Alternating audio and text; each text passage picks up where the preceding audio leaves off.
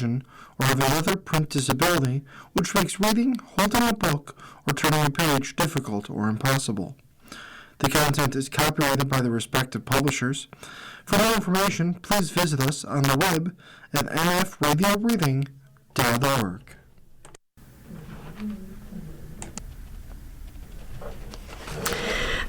My first article, East Side is the same as it was on May 13th, 2022, by Mark Talley. 4 years after the massacre on Jefferson Avenue, 514 has evolved into something it was never meant to be. It has become Buffalo's favorite holiday, a day of staged compassion, cheerful events, and public celebration held on the very ground where trauma still lives. Stages and food trucks line the street beside residents who still jump at loud noises because they remember the gunshots. Crowds clap and dance within sight of people who became physically and emotionally ill just looking at the Tops building. Survivors avoid the block entirely because the memories remain too heavy, too real, too close. What is marketed as a day of healing has become a yearly performance, one that often ignores people still carrying the wounds. Each year, individuals who do not live on the East Side and some who should know better arrive for the cameras. They hand out a few bags, pose for the media, hug a black elder for the photo, and by 5:15 they are gone. The East Side becomes invisible again until the next anniversary. It is charity as clout, visibility without responsibility, a field trip to help the Black community rather than a commitment to stand with it. And here is the truth many avoid because it is uncomfortable. The East Side of Buffalo is the same today as it was back on May 13th, 2022. Not symbolically, factually. The community still faces some of the highest cancer rates in the region. The soil remains toxic, as confirmed by the Open Buffalo environmental study. The East Side continues to have the worst STD rates and worst mental health outcomes, the worst preventable illness rates, and some of the lowest educational outcomes in New York State. These are the conditions that shape daily life, yet they rarely appear in speeches, press releases, or anniversary programs. Instead, the city prepares for 514 as if it were a celebration. I say this as someone who has been in rooms, on the panels, and at the summits. I have grown from those experiences, but I have also grown tired of them. How many more financial literacy summits do we need? How many more health fairs? How many more empowerment events that empower no one? How many more community conversations that never lead to community investment? And I admit to being a hypocrite because I have thrown these very same events myself. Meanwhile, the same individuals receive the same awards at the same galas each year. Not because they are doing the work, but because they wrote a check. Organizations hold on to most of the money, distribute a fraction, and call it an impact. Every gala now includes a 514 segment, but it is always about who donated, never about who sacrificed. The real heroes, the people who carried families through the darkest days, remain largely unrecognized. People like Shania Brighton, Athena Cyrus, Leah Angel Daniels, Franchelle Parker, Alexander Wright, Razia Hill, and many others whose names rarely appear on programs or podiums. These are the people still holding the line, still helping, still serving, still showing up for this community years later. They did not disappear a few months after 514. They never stopped. And then there are institutions. Organizations claim to support the East Side, but refuse to hire these residents to run the very programs meant for their own community. Instead, they hire white, black, or brown individuals to run and help a community they know nothing about. Now, don't get me wrong, some of them do a great job, absolutely, but the majority, absolutely not. You have sports teams that show up for photo opportunities, but silence the voices of those who live the trauma when their truth does not fit their PR scripts. I will never forget being told I could not stand on the field for the Bills Memorial unless I wore a branded Stop Hate shirt, a shirt that asked the victims' community to perform unity for a tragedy they did not create. When I refused, I was kicked out. That moment revealed exactly who that memorial was designed for. And while the city performs unity, the East Side continues to bleed. Rent is skyrocketing and long-time residents are being pushed out. Developers are buying property they never repair. Funds raised for the community are not reaching the community. And lands allocated for a memorial remain tied up in a project that will not change a single life on Jefferson Avenue. A memorial will not stop displacement. A memorial will not lower rent. A memorial will not create jobs. A memorial will not rebuild trust. A memorial will not give people a future. Imagine if that money went to trade school tuition, college scholarships, home repairs, or small business grants. Imagine if the legacy of 514 was opportunity, not stone. And that brings me to the truth the city refuses to sit with. Because right now, I don't know what's worse. That 10 people had to die for the East Side to be noticed, or that 4 years later, nothing has changed. Mark Talley, whose mother Geraldine Talley was one of 10 people shot to death by a white supremacist on May 14, 2022, is the author of 514, The Day the Devil Came to Buffalo. In my next article, New York Must Take Action on Alcohol Reform by Mike Durant.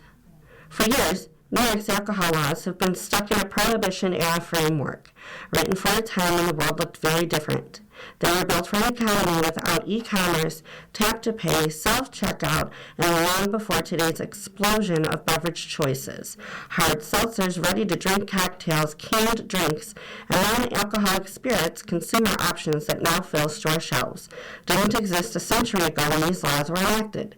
Nearly identical products are treated completely differently in ways that defy common sense. A malt-based hard seltzer can be sold in a grocery store while a canned cocktail made with distilled spirits cannot. Consumers can pick up everything they need for a dinner in one stop, yet have to make a separate trip for a bottle of wine or even whiskey and bitters for a simple old-fashioned. Instead of the convenience and economic competitiveness other states are embracing, we are saddled with a patchwork of regulations that leave consumers and businesses frustrated. New York's alcohol sales laws have centralized influence and political power in a narrow group of stakeholders who have stalled reform for decades under the guise of protecting small businesses such as liquor stores. Opponents of common sense reform like to lay claim to being the last straw on Main Street. As anyone who actually shops on Main Street knows, this falsely, if conveniently, ignores the numerous struggling independent grocers and convenience stores who would and should also benefit from a more open retail market. Albany can no longer afford to keep the status quo, politically or economically. Over the past year, many proposals to update New York alcohol laws have emerged, signaling a clear shift. As of now, no single effort has proven successful. Yet the volume and visibility of the debate reflects a growing recognition that the status quo is becoming harder to justify to constituents. The push to allow wine in grocery stores has continued, backed by consistent public support and credible economic research. Independent analysis has shown that allowing wine sales in grocery stores would generate revenue for the state while supporting local businesses and the wine industry. Statewide polling demonstrates support from over 70% of New Yorkers, and those say they will continue to shop at liquor stores even after reform. But that is only one option on the table. This year alone, lawmakers have introduced bills that would expand which retailers can sell wine and liquor, allow beer retailers to offer spirits-based ready-to-drink cocktails, and permit liquor stores to carry cannabis beverages under defined limits. These proposals differ in scope, but all reflect the same reality. New York's alcohol laws are no longer keeping pace with how people shop, what they buy, or how businesses operate. Even liquor stores stand to benefit if a holistic approach is pursued to address these issues. They have pushed to sell complementary products like cannabis beverages and zero-proof spirits, along with consumer demand and common sense. That argument has merit, but must be a two-way street. Those same principles are routinely dismissed when grocery and convenience stores make the case to sell products consumers naturally expect to buy alongside their food. For beverage law reform to be successful, it must benefit a wide range of retailers and sellers. Lawmakers are debating a range of viable, thoughtful proposals. The question is whether Albany will act on this momentum or whether this will become another missed opportunity to bring other states' alcoholic beverage laws into the 21st century. That disconnect between the current alcohol industry and retail landscapes and New York's rules and regulations is no longer easy to ignore. It's time for lawmakers to put their weight behind modernization efforts. It's what New Yorkers want. My next article is Are Drivers Becoming More Tolerant of Bikes by Edward Carney. After what felt like the longest and most relentless winter of my life, I was eager to embrace this spring as an opportunity to spend long stretches of time outside, exploring my city and trying my best to reflect the hesitant warmth of the sun back at my neighbors. There's arguably no better way of doing that than by riding a bicycle. Exploring your surroundings by bicycle allows you to integrate physical exercise into your daily life while also developing a more intimate connection to the people and places around you. It has given me a more optimistic view of what Buffalo is and could be than I have had since I was a teenager. Among those who are reading this, no doubt, there are many who have not biked a day in their lives since they were teenagers. As such, there's also a good chance that some of them harbor an abiding hatred for those of us who have. I know this because, like virtually everyone who regularly uses a bicycle for transportation, I have been flipped off and cursed at on numerous occasions simply for riding curbside at a modest pace on streets the drivers have been conditioned to think of as being for motor vehicles only. When that happens, I sometimes wonder whether the angry motorists have ever spared a thought for how drastically their relationship with bicycles has changed since childhood. What was once a symbol of freedom, a tool of exploration, and a means of enjoying fresh air and exercise has become for most adults an occasional nuisance that prevents them from remaining on autopilot while moving as quickly as possible from point A to point B. The last time someone raised a middle finger to me, I was far from home, somewhere on Abbott Road, and the arbitrary nature of the aggression hardly could have been more obvious. I was traveling in the opposite direction to the driver, on the opposite side of the road, and he had to blow his horn to attract my attention before casting his obscene gesture. Ironically, I mistook the noise for a friendly greeting, and before the image registered in my mind, I'd already greeted his scowl with a smile and a wave. I like to think that it was clear he'd failed to ruin my day, and I also like to think that in doing so, he ended up ruining his own. But the more I think about that incident, the more I realize how rare it has become. My cheerful response to an unprovoked aggression reveals just how good it feels to bike on city streets, but it also indicates that sometime in the past 15 years, I've learned to expect more pleasant interactions than angry ones. On the streets that I travel daily, bikes are now common enough the drivers have naturally adapted. Whether motivated by financial necessity, environmental consciousness, or personal lifestyle preferences, more people are challenging the notion that bicycles are for kids, and health nuts only, and traffic patterns are trending toward peaceful coexistence. There is a lesson in this that goes far beyond bikes. Hatred often proceeds from simple discomfort with whatever is unfamiliar to us. But when we see the unfamiliar up close, as you often do on a bicycle, it becomes much easier to answer some fool's pent-up anger with a genial smile. My next article, New Commissioner by Derek G. Buffalo has a new police commissioner. Much has been made out of two firsts that make this hire stand out. Erica Shields is the first woman and first openly gay person to hold this position. Those aspects are indeed significant. They demonstrate that Buffalo, along with the rest of the U.S., is moving past old prejudices that had no place when they were commonly held and ought to be actively shunned now. But there are many other elements, particular to this appointment, that are more important than symbolic milestones. And these are what make Shields, a former police chief in Louisville and Atlanta, a promising choice for the top law enforcement position in Buffalo. During a meeting with the News editorial board, Shields spoke about the principles that guided her work in policing. As she made her way from patrol officer in 1995 to chief of police in 2016, Shields has become deeply aware of the role that civil rights plays in policing and why officers needed to understand how past traumas could impact interactions between communities and law enforcement.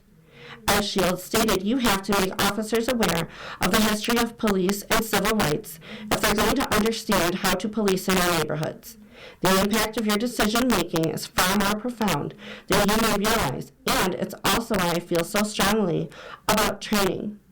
Shields noted that in Atlanta, recruit classes were required to visit the city's Center for Civil and Human Rights, but her conviction of the importance of training goes well beyond a trip to a museum, as she stressed.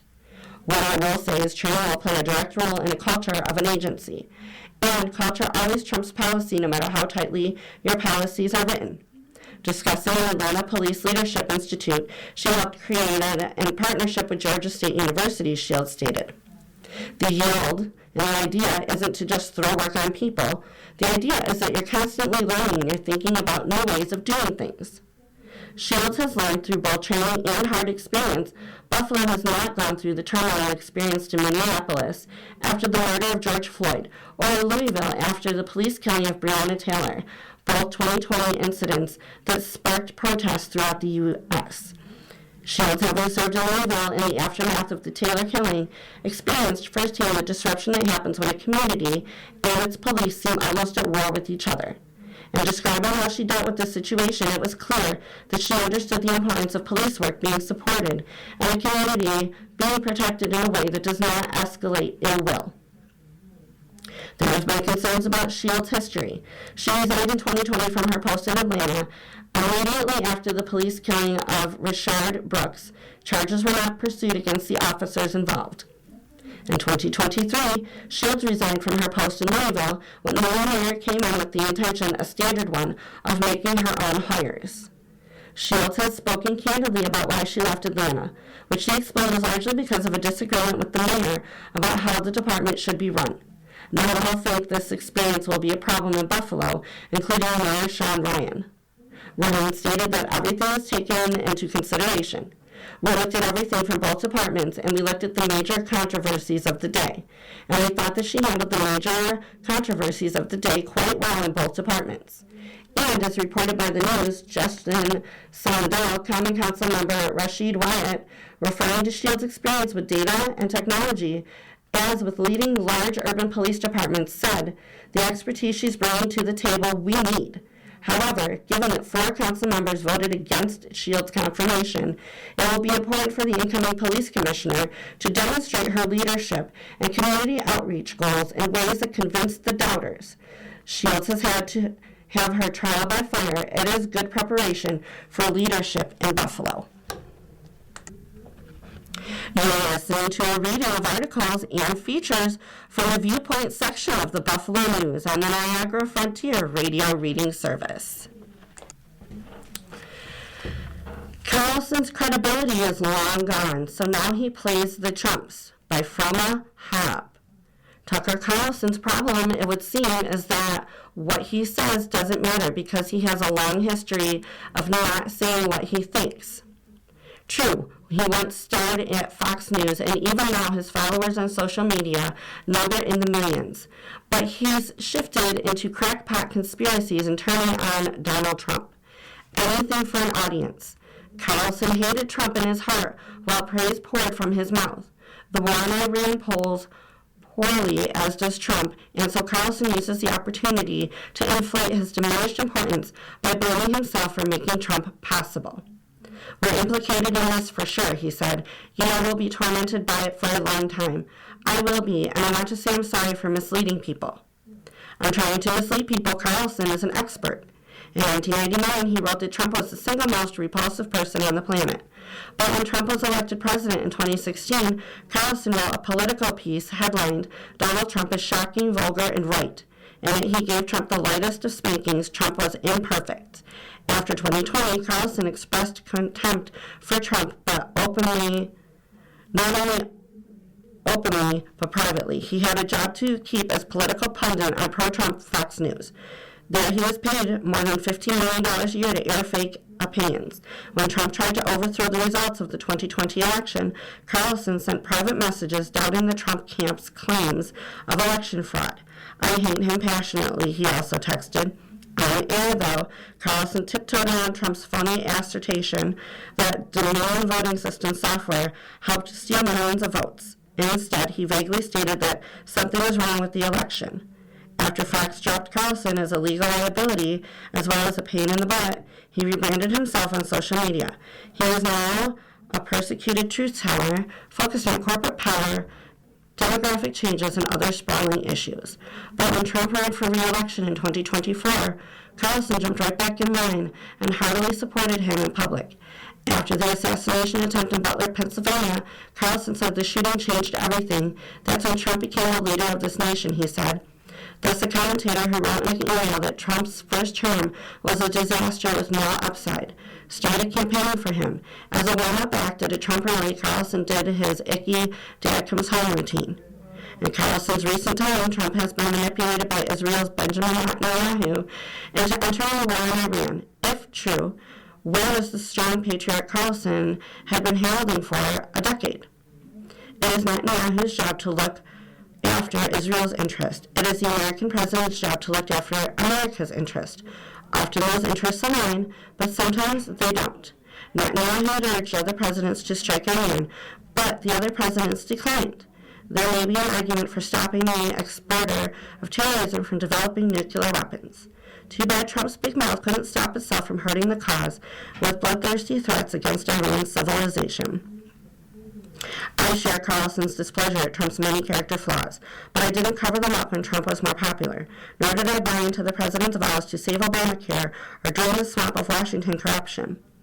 Only suckers would believe in a man who stiffed his workers, oversaw 6 bankruptcies, and transparently lied about Barack Obama not being American-born. Carlson wasn't a sucker. He knew, like Trump, how to play the trumps by selling himself as an honest man, speaking his mind, nonetheless. The New York Times just ran a long interview, credulously titled, "What Does Tucker Carlson Really Believe?" My next article, "Trump's Disregard for the Rule of Law is Threat to Our Country" by Susan Estrich. What distinguishes us from monarchy? No one is above the law. Even the president, even one like Donald Trump, who believes an extensive executive power, must follow the decisions of the courts, just as judicial review limits Congress to actions that are within its purview and constitutional. These are principles as old as our democracy and are essential to its preservation. They are under attack, and so is our democracy. In a recent study by the Associated Press, the news organization reported that in the administration's first 15 months in office, district court judges ruled it was violating an order and released 31 lawsuits over a wide range of issues, including mass layoffs, deportations, spending cuts, and immigration practices. That amounts to 1 out of every 8 lawsuits in which courts have at least temporarily blocked the administration's actions. That is a terrifying number where there is respect for the rule of law. Courts don't have armies to enforce their orders. They have respect for the rule of law. If the administration doesn't abide by the law, the court is largely limited to contempt citations. The 31 violations are in addition to more than 250 instances of noncompliance the judges have recently highlighted in individual immigration petitions, including failing to return property and keeping immigrants locked up past court-ordered release dates. President Trump's immigration fiasco has turned into a wholesale assault on the rule of law. My outrage of the week in this vein occurred in Rhode Island. Trump administration officials had not told Judge Melissa Dubois that the man she was about to release on bond, Brian Rafael Gomez, was wanted for murder in the Dominican Republic. The judge ordered the release of Gomez on April 28th after he filed a petition challenging the legality of his detention. 2 days later, the Department of Homeland Security posted a news release attacking her on the basis of the information that it had withheld. An activist judge appointed former President Joe Biden released this wanted murderer back into American communities.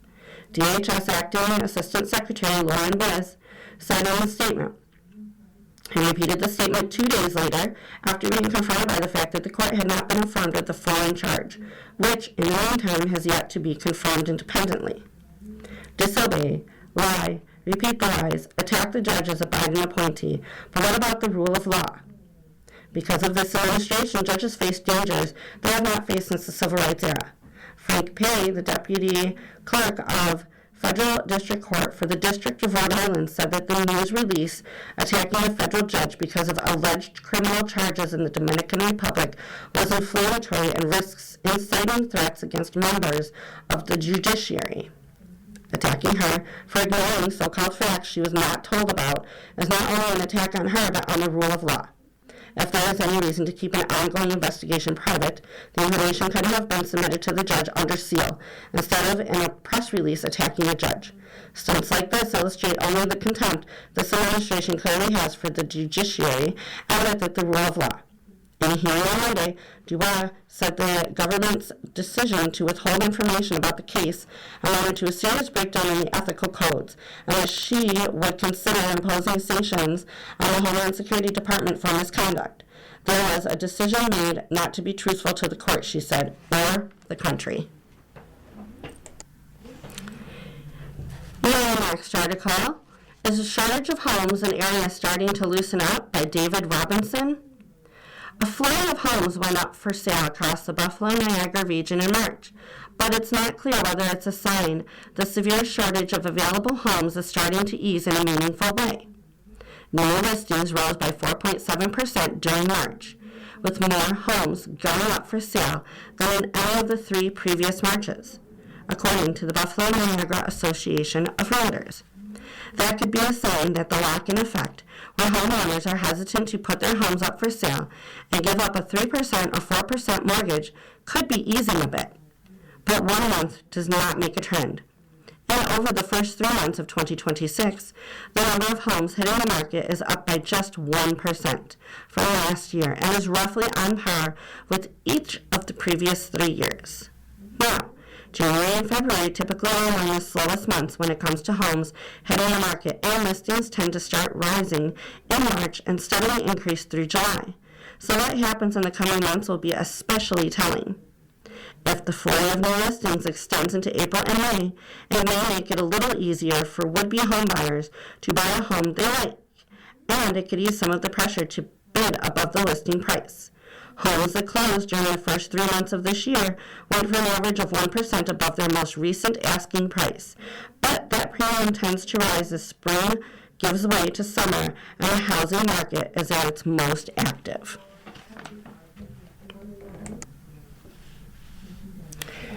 You are listening to a reading of articles and features from the Viewpoints section of the Buffalo News on the Niagara Frontier Radio Reading Service. The next article, Edwards Vacuum is pumped for production at stamp plant by Matt Glynn.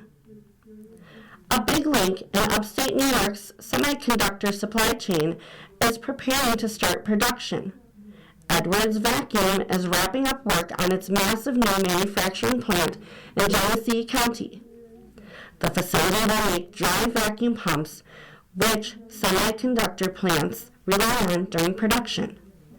Edwards' project, which was announced in 2022, is the first active time in the Science, Technology, and Advanced Manufacturing Park, or STAMP, in the town of Alabama. So far, Edwards has invested about $140 million in the facility. The vast majority of the production equipment has been installed. Toward the end of this year, Edwards plans to make a few hundred pumps, which will be tested to ensure they meet customers' standards. The plant's output will ramp up next year with plans to produce 5,000 pumps in 2027. Overall, the semiconductor market in the globe is fairly stable, said Dan Popsdale, the plant's general manager.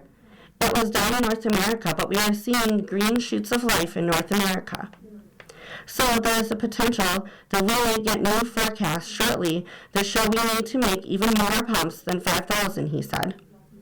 The plant has a workforce of 24 employees now, but that number will rise to about 100 next year, based on current production forecast, said Jasmina Beer, Human Resource Manager. Edwards is working with workforce development organizations to build a pipeline of talent.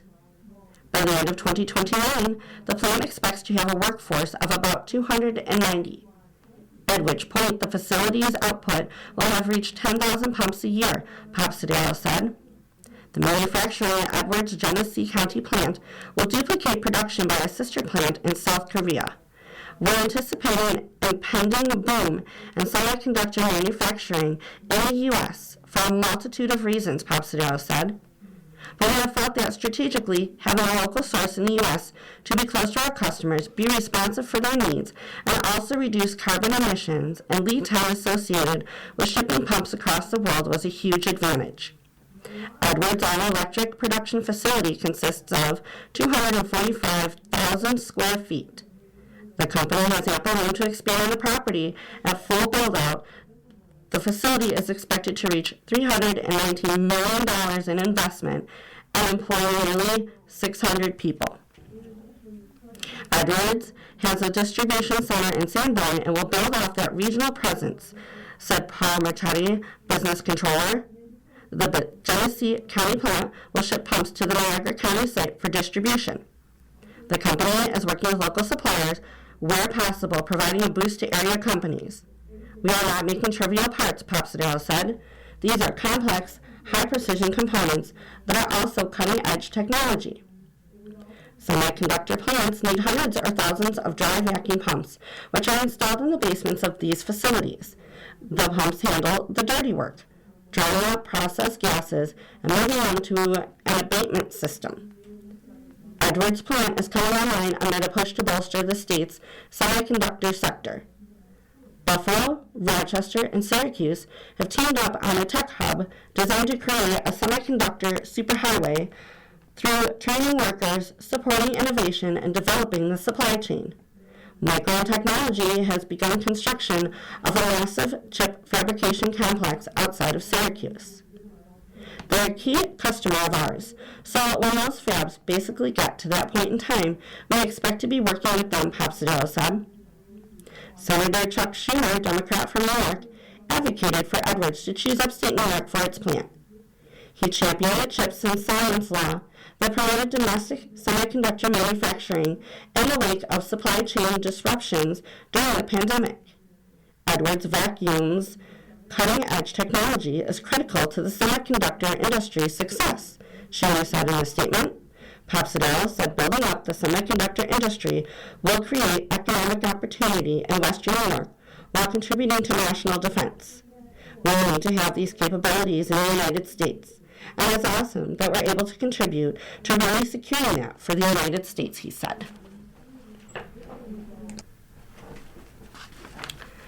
Article, Community Bank Aims for a Bigger Share in Buffalo, by Matt Glynn. Dimitar Kiryakanov wants Community Bank to have a higher profile in Buffalo. We've been in Buffalo for a while, but not really in a visible way, said Kiryakanov, CEO of the bank's parent community financial system. And all of this is part of that thesis of us becoming much more prominent and taking that spot that we should take, and the spot that we can take in the market. Last year, Community Bank opened branches in Buffalo, Amherst, and West Seneca. There's a lot of locations to debut here in 1 year, at a time when many banks are cutting back their branch networks or keeping their total status quo. Community Bank has a presence through upstate New York, but until its 3 new branches opened, Community Bank's only branch in the Buffalo metro area was in Orchard Park. Kiryakanov said 2 of the 3 new branches, the locations in West Seneca and Buffalo, are basically already well ahead of plan and at the point where they're contributing versus being a cost. We're really happy with that. The financial services company isn't stopping there. Expect to see more Community Bank branches open their doors here. The end point for us in Buffalo is not going to be 3 or 6 or 10 branches, Kiryakanov said. Still, it's not going to be 40, but more critical mass. And it's not just branches. Community Financial System, which is based in suburban Syracuse, recently opened a $6 million regional office in Amherst in University Corporate Park. The location creates a hub for its banking subsidiary, as well as insurance, wealth management, and benefits. About 65 employees are based there, with room to add more. There's no better way to demonstrate our commitment than to put together a regional headquarters structure like this, said Christopher Humphrey, who oversees Community Bank's Buffalo and Rochester markets as regional president. The new office also brings together employees from the different business segments for easier collaboration, he said. Community Financial Systems leadership team includes Mara Bergio Loss, the Chief Financial Officer. She lives in Amherst and is based out of the new regional office. Loss says, recruited last year by Karyakinov, she opted to leave M&T Bank, where she was Managing Director and Chief Operating Officer of its investment bank. I was very happy at M&T, but when I met him as a brilliant business leader, and he has a vision and strategy that I was really excited by, Loss said. The two of us are good partners in our effort to bring this to the next level, she said. Buffalo is the largest market in which Community Financial Systems operates, Karyakinov said. We looked at the company and said, where is our biggest opportunity, he said. Where do we already have people, markets, customers, white space? Buffalo is by far the biggest opportunity for this. Community Bank already had thousands of customers in the region through the bank's indirect auto business. After the new branches opened, customers were coming in to make car loan payments. Frankly, they actually found us, Karyakinov said. We didn't even market to them. As of last June, Community Bank had a deposit market share of just 0.42% in the Buffalo-Niagara region, ranking number 13, according to Federal Deposit Insurance Corporation data. M&T and Key Bank dominate deposit market share here. So how does Community Bank intend to make inroads? Karyakinov expects a lot of initial growth to come from commercial customers, with the retail side taking longer to build up. Just think about a commercial customer. You're talking about millions of dollars in terms of deposits, he said. An individual customer, the kind of customers we attract, and we're looking for, it's thousands of dollars. Or average account is $10,000. So you need literally 1,000 customers to get the same commercial customer. So it takes time, he said. Those are kind of building blocks that build over time. But really, the commercial activity has been very, very strong for us, with existing customers and new customers. M&T closing Perry Branch. M&T Bank this summer will close a branch in Wyoming County that opened in 1967.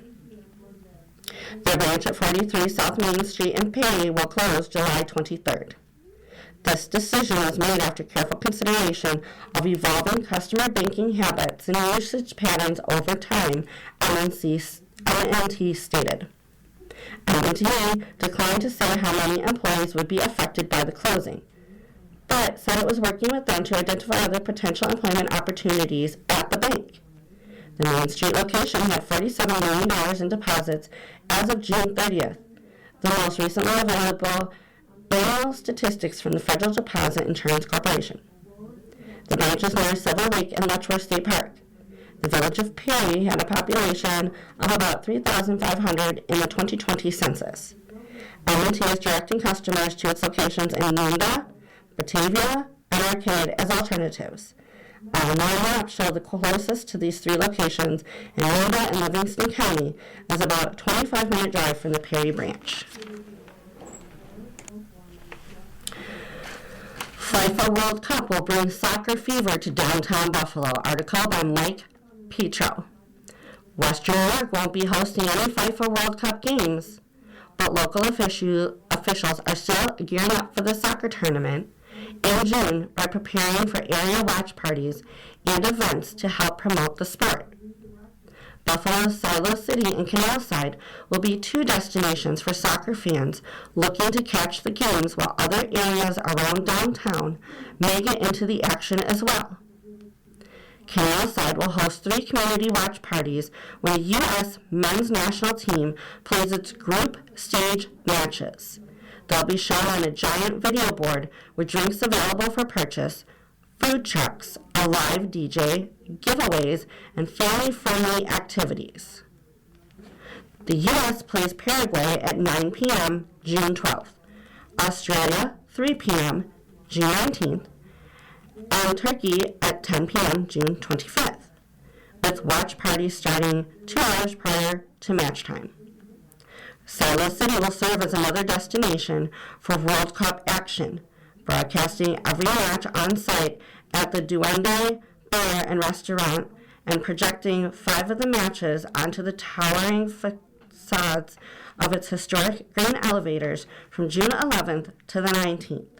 Silo City will also host cultural programming and local food trucks during the World Cup and community soccer clinics in the weeks leading up to it.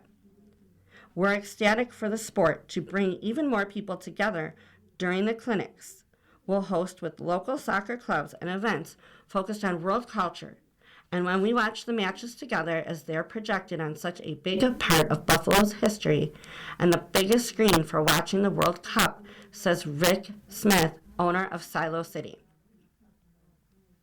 Other parts of downtown may get into the action as well.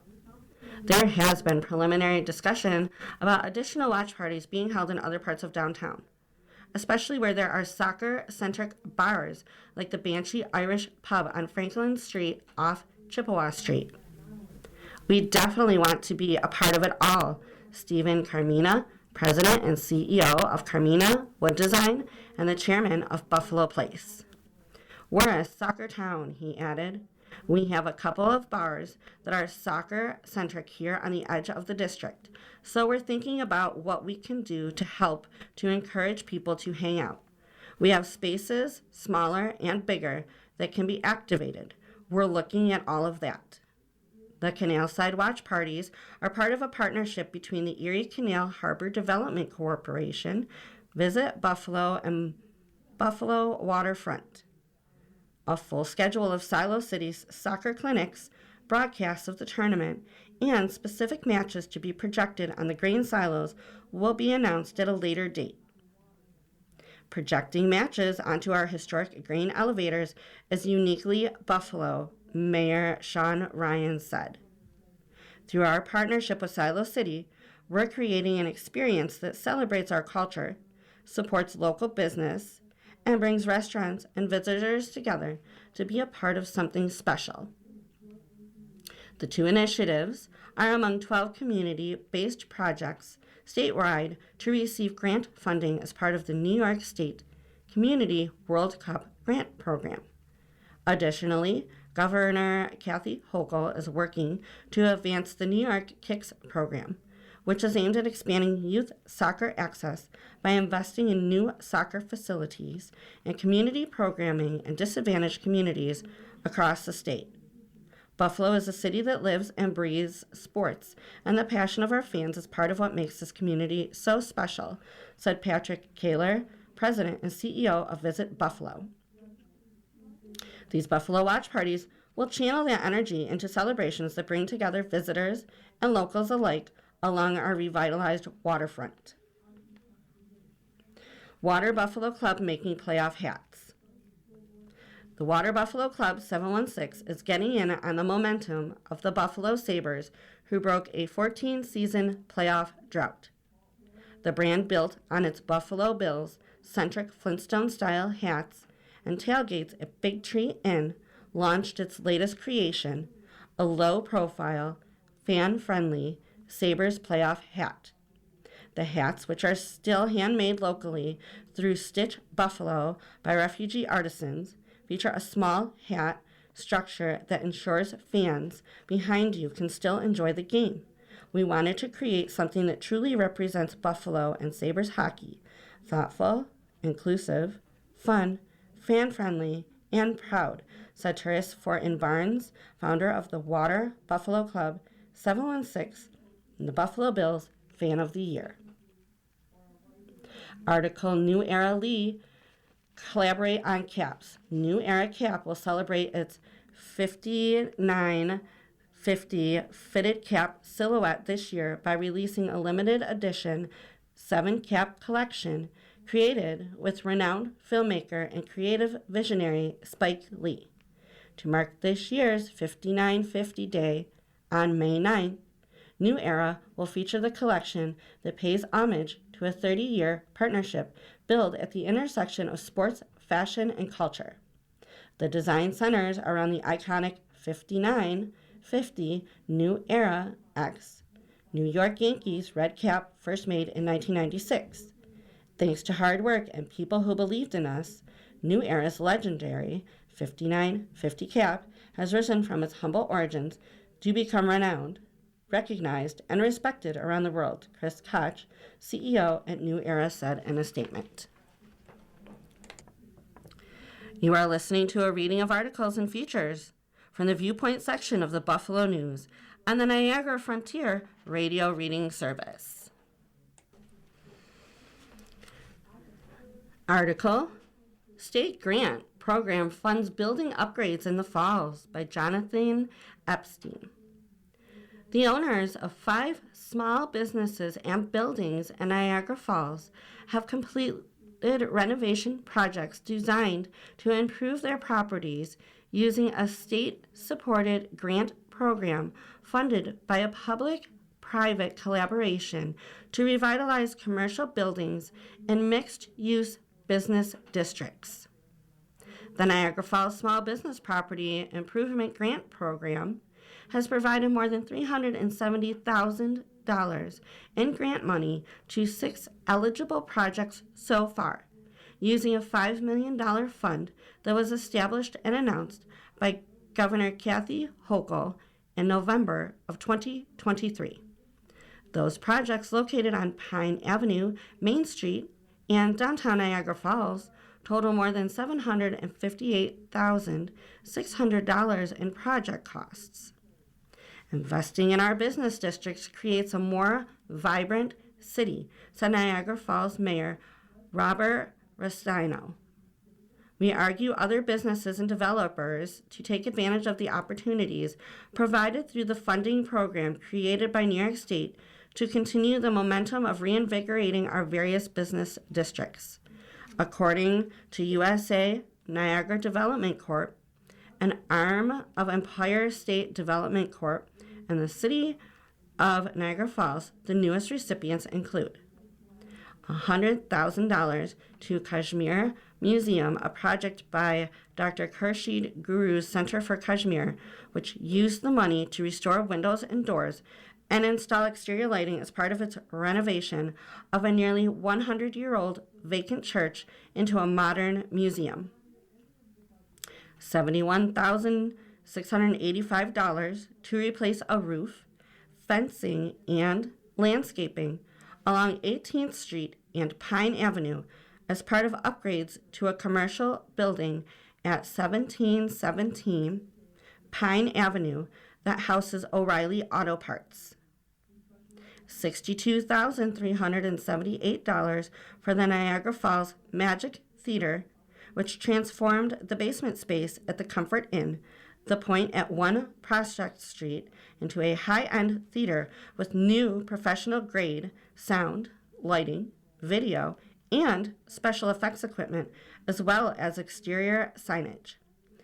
$52,971 for Dosa Place at 745 East Market Street to allow the restaurant to make needed renovations and repairs to fix leaks, improve security, and make the kitchen more functional. Work included a new roof, exterior and interior painting, and new flooring, fencing, countertops, and an exterior door. $44,141 for a partial roof replacement, masonry repair, and exterior painting at a historic building at 1313 to 1319 Main Street. These 5 completed projects represent the tangible momentum we are building in Niagara Falls, said USA Niagara President Anthony Villardo. The program provides grants of up to 50% of eligible costs, up to $100,000 per property, which can be used for facade restoration and other upgrades and commercial improvements. To be eligible, a business must be located within the designated district.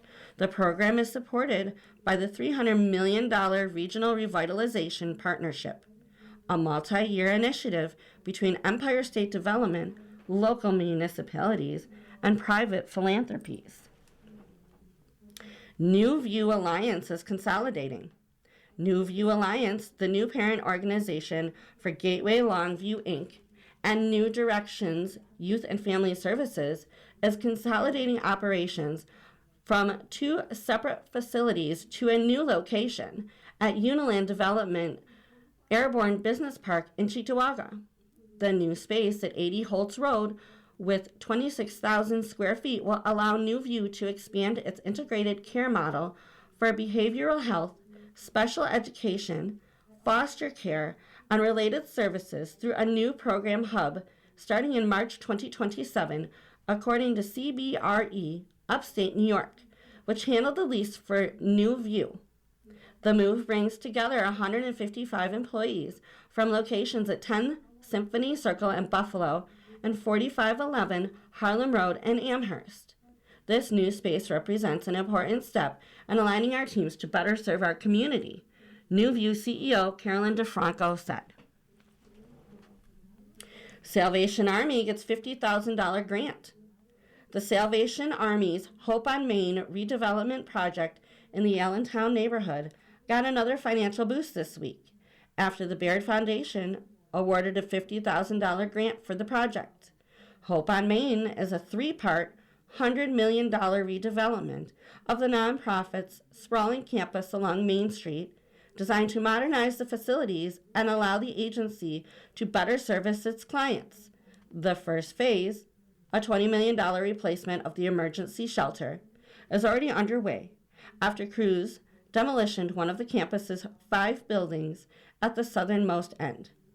That is where they are building a new 32-unit, 80-bed shelter to replace the aging former Econo Lodge with 77 beds that served as a shelter for decades. The new 3-story building will also include operations space, a food service kitchen, and dining facility, common areas, laundry, and other amenities. Once complete, families will relocate and the older shelter and 3 other buildings will be demolished. The second phase of $70 million will include construction of a 5-story apartment building along Main Street with 143 1- and 2-bedroom affordable housing units for families, plus supportive services on the first floor, as well as 17 3-bedroom townhomes for larger families on the North Pearl Street side. Only the administrative building, which has been deemed historic and part of the Allentown Historic District, will remain intact at 960 Main Street. Article, Wealth Cheat Code by Daniel DeVise from USA Today. Younger Americans are flocking to high-risk alternative investments in 2026, driven by the conviction that crypto meme stocks and prediction markets offer better odds for meeting their financial goals. Gen Z and millennials are gripped by a pervasive sense of financial nihilism that pushes them into risky investments, according to Northwestern's Mutual Planning and Progress Study 2026. 3/4 of millennials and 80% of Gen Zers who choose risky investments feel financially behind, the study says. They believe speculative investments will help reach financial goals more effectively than traditional methods, such as conventional stocks and bonds. But some high-risk investments are more akin to gambling, investing experts say, and the losses can go beyond money. In one high-profile case, a U.S. Army Special Forces soldier who participated in the raid to capture former Venezuelan President Nicolas Maduro faces charges in connection with placing bets on the top-secret operation on the prediction market platform Polymarket. Crypto is arguably the most popular alternative investment among all U.S. adults. 24% are invested in crypto or considering it, according to the study. That figure rises to 32% for Gen Z and 35% for millennials. But crypto is just one of the riskier investments drawing increased attention. Smaller but significant shares of young adults are drawn to 3 other categories of high-risk investments: sports betting and prediction market, options trading, and so-called meme stocks. Here's the breakdown. 32% of Gen Z and 24% of millennials are invested in or considering sports betting or prediction markets. 18% of millennials and 17% of Gen Z are invested in or considering options trades. 14% of Gen Z and 13% of millennials are invested in meme stocks or are considering it. All of those categories are dominated by younger investors, Northwestern Mutual reports. By contrast, fewer than 10% of baby boomers dabble in high-risk investments. The study drew on a survey of 4,375 Americans in January. Investors in crypto, meme stocks, and prediction markets tend to be male according to research and anecdotal evidence. There's a lot of presence on social media of people showing a successful lifestyle, and that gives fear of missing out, says Tim Procida, a wealth management advisor at Northwestern Mutual.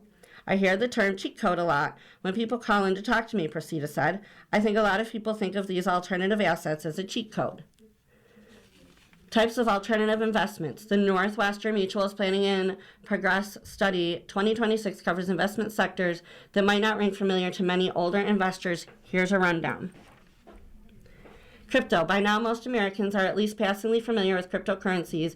They are digital currencies. Unlike cash in your wallet, they aren't generally backed by government or bank, nor by any real asset. Bitcoin, the best-known cryptocurrency, debuted in 2009. Crypto investors used to buy and sell on crypto exchanges. In 2024, federal regulators cleared the way for ordinary investors to buy and sell Bitcoin, opening it up to broader investing public. Bitcoin's value plunged in late 2025 and early 2026, but the currency has posed spectacular gains over its brief existence. Even with crypto prices basically cut in half from their highs, it is still a meaningful asset that will be part of our financial infrastructure for the foreseeable future, said Caleb Silver, editor-in-chief of financial journalism site Investopedia. Sports betting and prediction markets. Americans have bet almost $450 billion on sports in the years since a 2018 Supreme Court decision effectively legalized sports betting, Investopedia reports.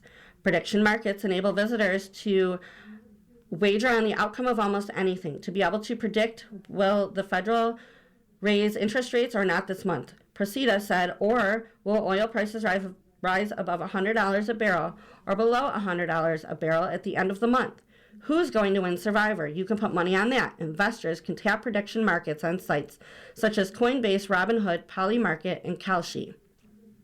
Meme stocks. Remember when the GameStop stock soared during the COVID-19 pandemic amid a flurry of social media posts? A meme stock is typically a company whose share price gets bid up irrationally by retail investors who are trying to popularize it and broaden its attraction to more retail traders to make a quick profit, Silver said. Options. An option gives the buyer the right to buy or sell an asset, such as stock, at a set price by a set date. Savvy investors can use options to buy stocks at a discount or to protect their holdings from a price drop. You have been listening to a reading of articles and features from the May 10th, 2026 issue of the Viewpoints section of the Buffalo News. Reread from the Viewpoint section of the Buffalo News every Sunday at 6 p.m. Your reader has been Aaron. Thank you for listening.